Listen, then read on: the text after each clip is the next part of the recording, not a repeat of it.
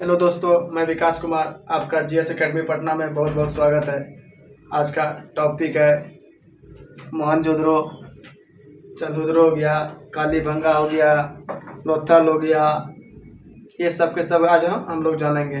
काहे कि इसके पहले जो है हम लोग देख चुके थे, हड़प्पा के बारे में जान चुके थे। हड़प्पा का धार्मिक जीवन कैसा था, सांस्कृतिक जीवन कैसा था, वहाँ का पशुपालन कैसा था, धार्मिक जीवन कैसा था, इस हर एक चीज़ के बारे में क्या था हम कल की क्लास में पढ़ चुके थे। तो इसके आगे आज हम लोग देखते हैं। मोहनजोदड़ो के बारे में कुछ जाने थे, लेकिन आज थोड़ा सा पूरा देखते हैं। मोहनजोदड़ो का शाब्दिक अर्थ क्या होता है? मृतकों का टीला। मृतकों का टीला क्यों होता है ये भी बात हम आपको बता चुके हैं, लेकिन फिर भी एक बार और लिख देते हैं क्योंकि यहाँ से क्या बहुत सारी हड्डी मिली है।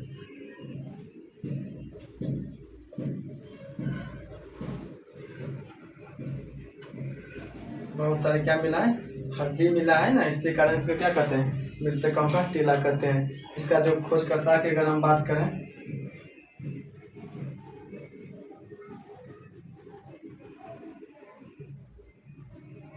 खोजकर्ता किसने किया था? रखालदास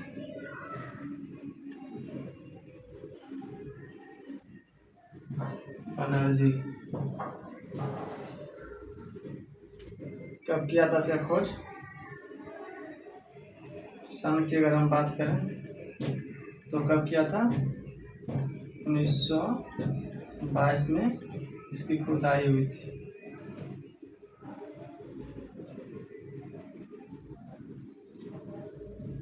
तो आइए दोस्तों रिकॉर्ड कर देते हैं।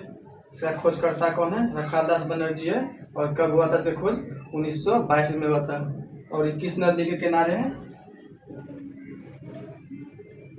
तो ये सिंधु नदी के तट पे है।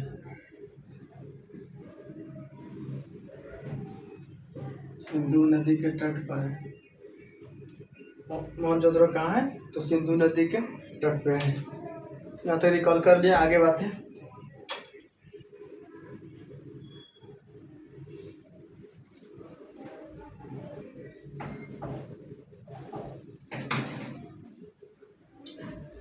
अब मोहनजोदड़ो का जो है ना साक्ष्य देख लेते हैं, यहाँ से क्या क्या मिला था।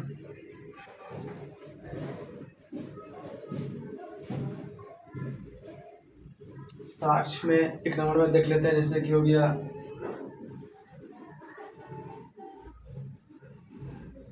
नर्तकी की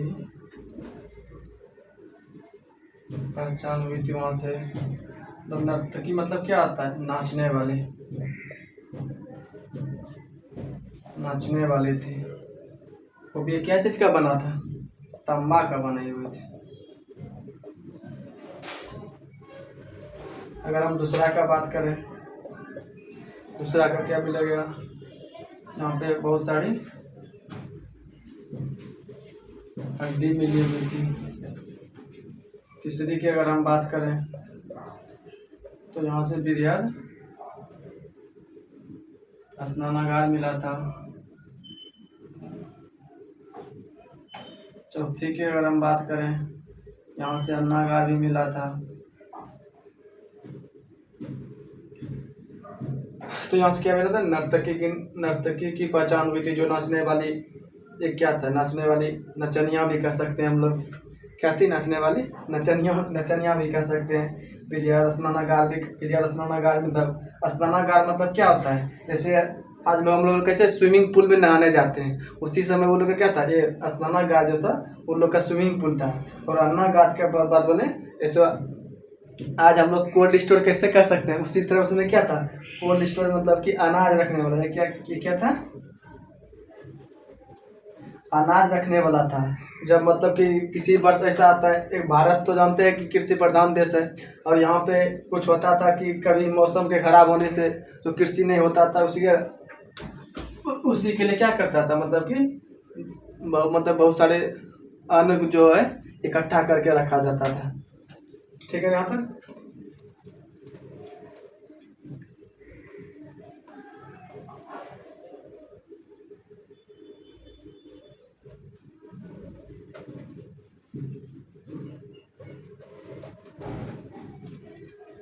अगर हम अगला छुट्टी की बात करें तांबा का ढेर मिला था, वो भी कैसा, पिघला हुआ।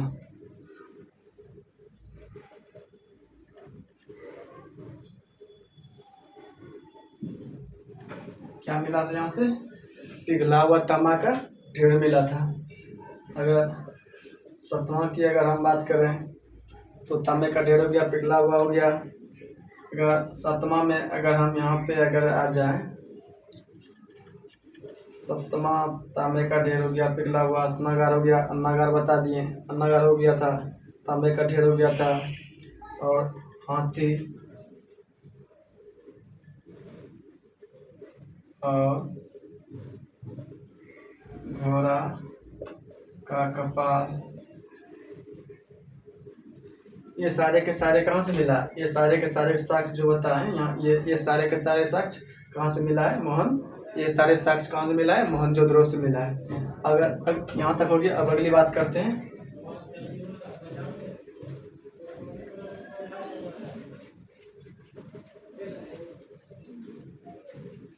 अगली बात करते हैं चंद्रद्रोह का।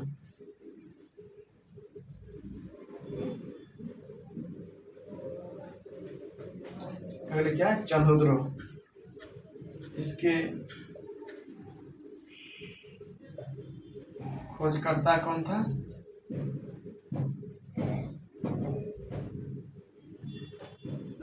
एक था, इसका दो खोजकर्ता था। पहला की अगर हम बात करें, एक होता है मेके और दूसरा का बोले तो गोपाल मजुमदार।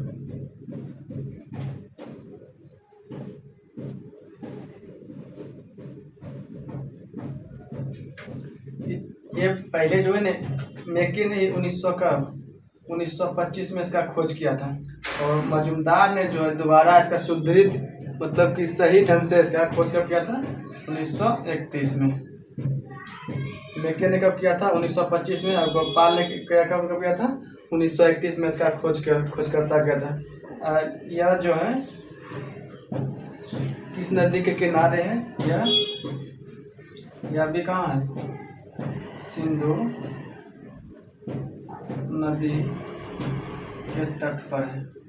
ये भी कहाँ है, सिंधु नदी तट पर। ये नदी कहाँ पड़ता है, ये पाकिस्तान प्रांत में था।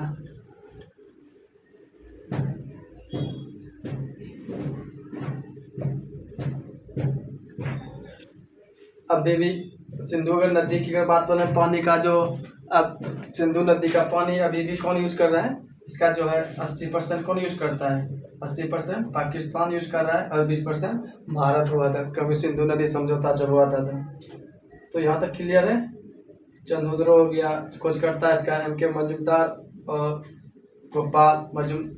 मेके और गोपाल मजुमदार था, और यह सिंधु नदी के तट पर स्थित है, और यह कहाँ है, पाकिस्तान प्रांत में पड़ता है। अगर इसका हम साक्ष्य अगर देख लें, क्या क्या यहाँ से अगर मिला है,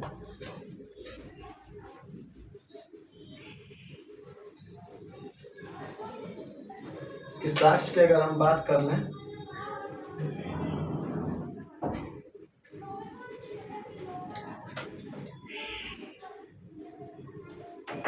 इसकी साक्ष्य का क्या क्या मिला है, तो जैसे लिपस्टिक हो गया,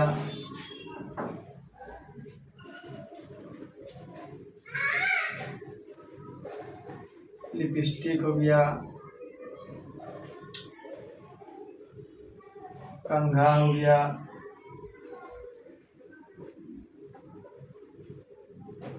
चूड़ी हो गया, लिपस्टिक हो गया, कंघा हो गया, चूड़ी हो गया, बिल्ली का पीछा करता हुआ कुत्ता। ये जो, उसके बाद और अगर बात करें तो यहाँ से लिपस्टिक हो गया, कंघा हो गया, बिल्ली का पीछा करता हुआ कुत्ता हो गया, ये सभी कहाँ से मिला था, तो ये चंद्रद्रोह से मिला था, ये सभी के सभी साक्ष्य। अगर हम अगला बात करें यहाँ तक क्लियर है।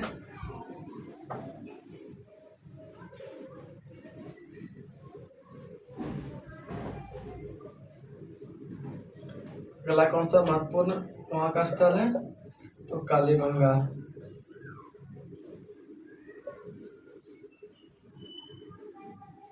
इसकी खोजकर्ता कौन है,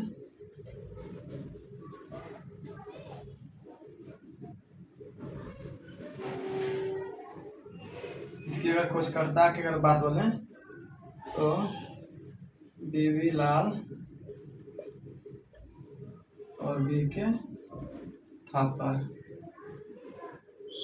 इसके खोजकर्ता कौन है, बीबी लाल और बी के थापर। इसकी खोज कब हुआ था, इसकी अगर खोज की बात करें तो 1953 से 54 के बीच में इसकी खोज की गई थी। अगर ये बोले ये कौन सा प्रांत में पड़ता है, अगर इसकी प्रांत की हम बात करें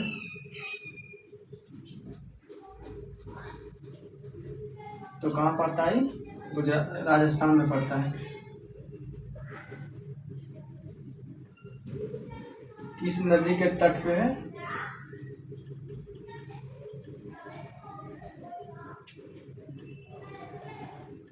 तो राजस्थान में कौन सा नदी बहता है, मतलब घग्गर।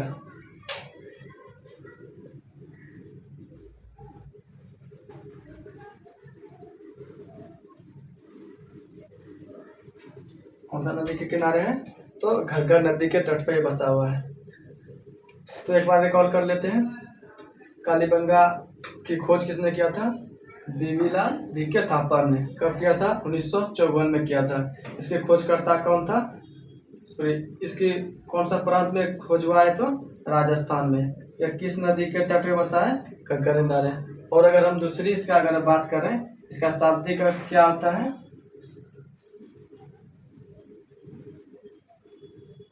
तो काले रंग की चूड़ियाँ। इसका शाब्दिक अर्थ क्या होता है, काले रंग की चूड़ियाँ। अब इसका जो है ना हम लोग साक्ष्य देख लेते हैं क्या क्या मिला है।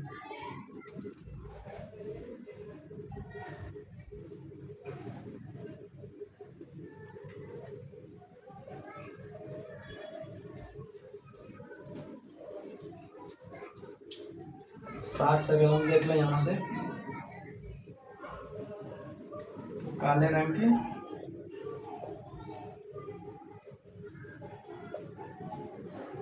चूड़ियाँ। दूसरी अगर बात बोलें तो यहाँ से क्या मिला है, अग्निकुंड मिला है। वो भी एक अग्निकुंड है, सात अग्निकुंड यहाँ से मिला है। अग्निकुंड क्यों मनाता था, जब यज्ञ किया जाता है ना, उसके लिए जो है ना अग्निकुंड बनाया जाता है, इसीलिए अग्निकुंड का यहाँ पे साक्ष्य मिला है। यहाँ से अगर हम बात बोलें, सूती का वस्त्र मिला है, घोड़े का कपाल मिला है।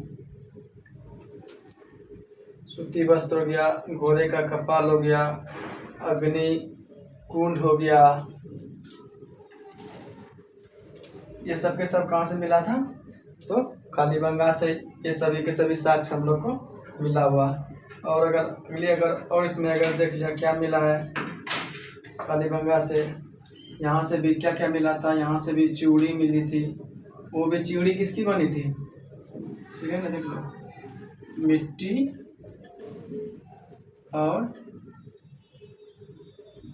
और तांबे की, ठीक है ना।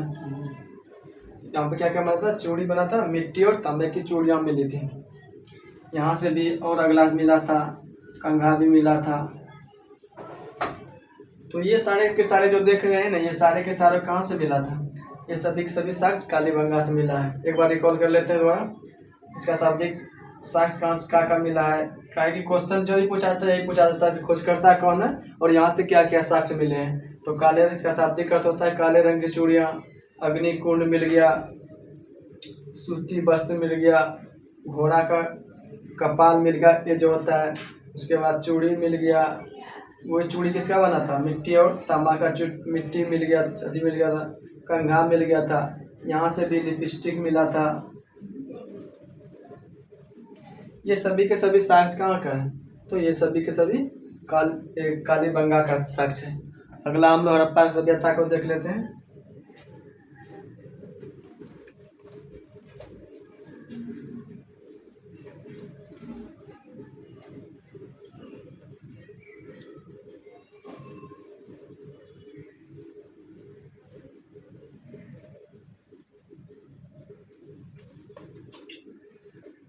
तो हम लोग क्या क्या देख लिए? अभी हड़प्पा देख लिए, मोहनजोदड़ो देख लिए, चंद्रद्रोह देख लिए, कालीबंगा देख लिए। अब जो वहाँ का अगला टॉपिक, जो वहाँ पे बड़ा वाला स्थल था पाँचवा की अगर हम बात करें तो पाँचवा कालीबंगा जैसे देख लेंगे। तो उसके बाद दौला वीरा, ठीक है। बनवाली देख लेते हैं इसके पहले।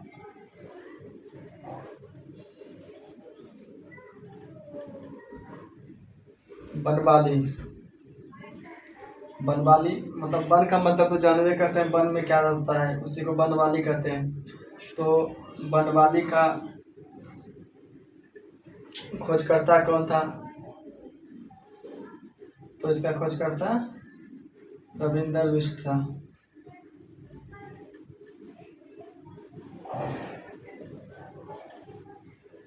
ये किस नदी के किनारे पर बसा है?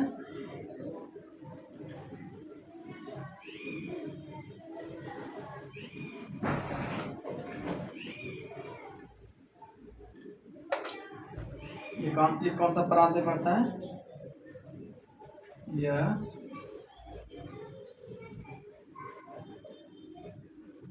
हरियाणा प्रांत में पड़ता है।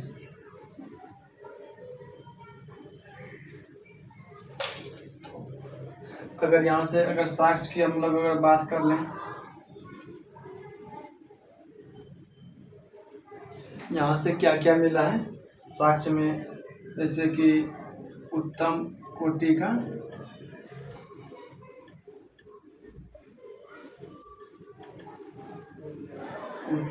का जो हो गया।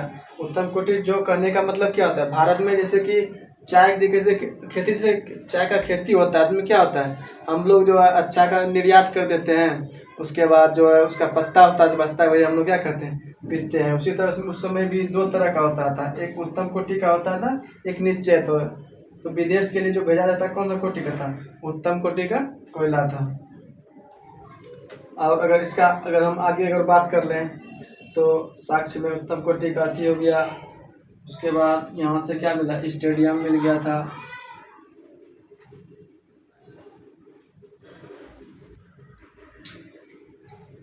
ये क्या था? ये बनवाली का मतलब ये बनवाली से था। ये बनवाली से ही पूछा जाता है कि इसे खोजकर्ता कौन है, कौन सा प्रांत पड़ता है? तो ये हरियाणा प्रांत में पड़ता है। और इससे जो मिला था ये सब यहाँ का साक्ष्य मिला। अगर आगे की अगर हम बात कर लें,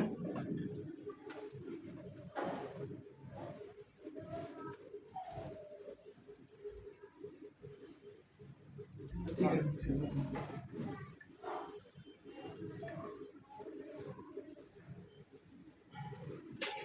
अगली हम देख लें राखी गढ़ी।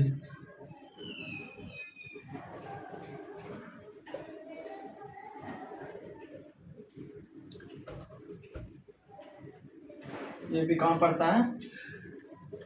हरियाणा में ही पड़ता है।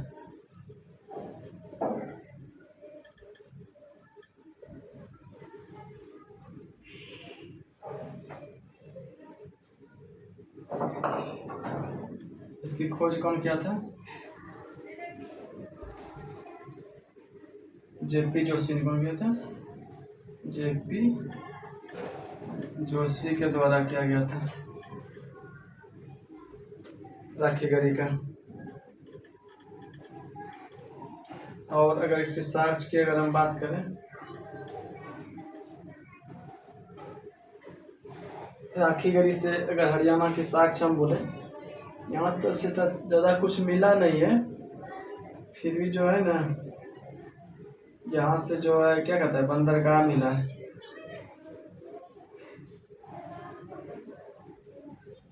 यही इसका समुद्र गाड़ी ज़्यादा कुछ इसका पूछता नहीं, बस यही पूछा जाता है कौन सा प्रांत में पड़ता है, खोज करता कौन सा है। और ये भी कौन नदी के किनारे, ये भी घग्गरे नदी के किनारे।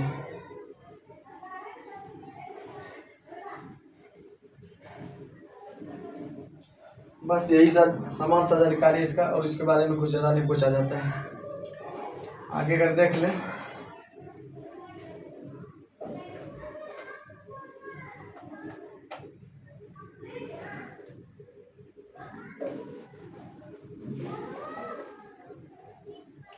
एक और देख सकते हो पनवाली हो गया। तो आगे अगर हम सतमा की अगर हम बात कर लें, सतमा जैसे हो गया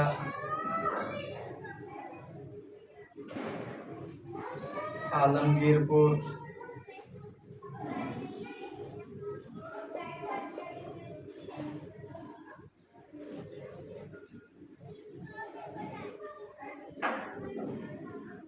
और अठमा की अगर हम बात कर लें रोपर। ये कौन सा प्रांत में पड़ता है, पंजाब प्रांत में पड़ता है। आलमगीर कहाँ पड़ता है,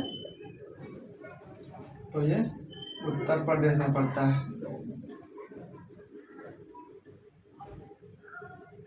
और ये दोनों का खोजकर्ता कौन है, जगदत्त शर्मा है।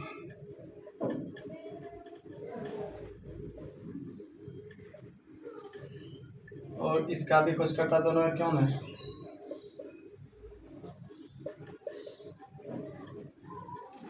इसका भी खोजकर्ता कौन है, यही है जगदत्त शर्मा ही है।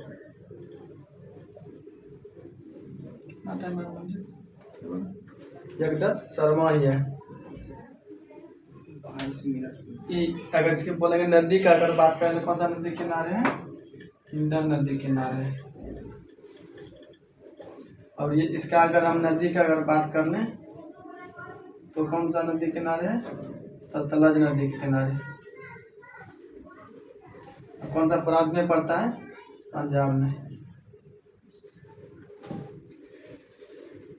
तो आलमगीर कहाँ पड़ता है, उत्तर प्रदेश में पड़ता है। इसका खोजकर्ता कौन है, जगदत्त शर्मा है। किस नदी के किनारे, हिंडन नदी के किनारे है। रोपर कहाँ है, पंजाब प्रांत में पड़ता है। इसका भी खोजकर्ता कौन है, जगदत्त शर्मा है। इस किस नदी के किनारे है, सतलज नदी के किनारे है। और कौन प्रांत में पड़ता है, पंजाब प्रांत में पड़ता है। यही सब जो है ना इसका समान जानकारी, इसके बारे में और कुछ नहीं पूछता है कि यहाँ से क्या नहीं मिला है। बस यही इसका समान सा जानकारी होता है कि आलमगीरपुर कहाँ पड़ता है, इसका खोजकर्ता कौन है और किस नदी के किनारे। रोपर पंजाब दोनों का मतलब यही सब पूछा है। ठीक है दोस्तों, आज का क्लास यही विराम करते हैं। जय हिंद, जय भारत।